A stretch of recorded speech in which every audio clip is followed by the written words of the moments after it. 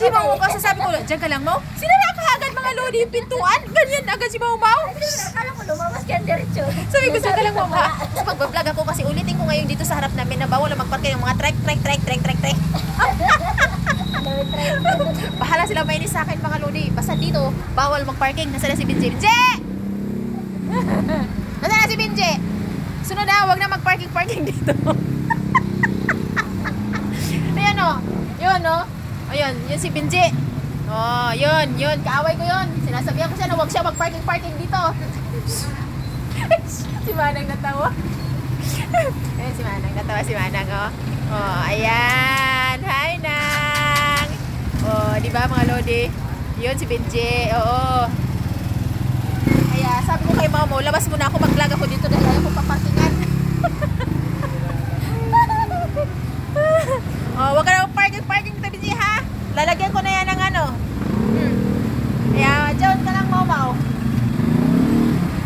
Yan na, bumili na siya. Marami nang bumili. Bili na kayo, ma'am. Ubusin nyo na. Mga sariwa po lahat yan.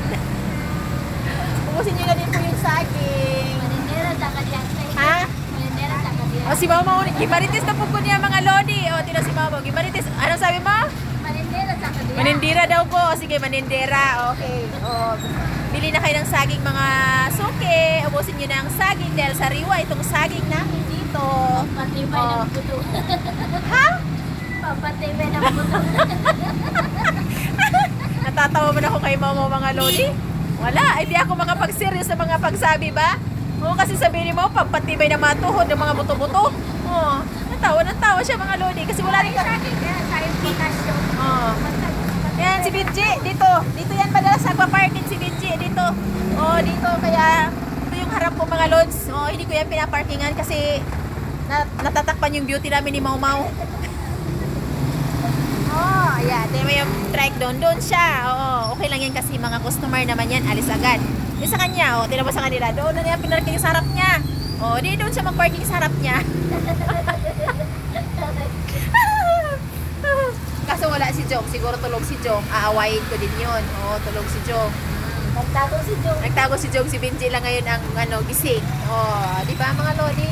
Kaya ako yung paparkingan yung harap ko kasi katulad. May customer kami sa harap. Sa salon, sabi ni ate, pwedeng pa-parking sa harap. O sige, o di may maka-parking na.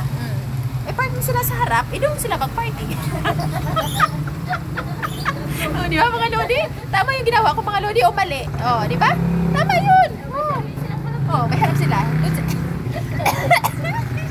Natawa si, excuse me po, naupo ako mga lods. Kaya mga lodi, see you later. Yan lang ang aking vlog for today mga lodi. Thank you so much mga lodi. See you later.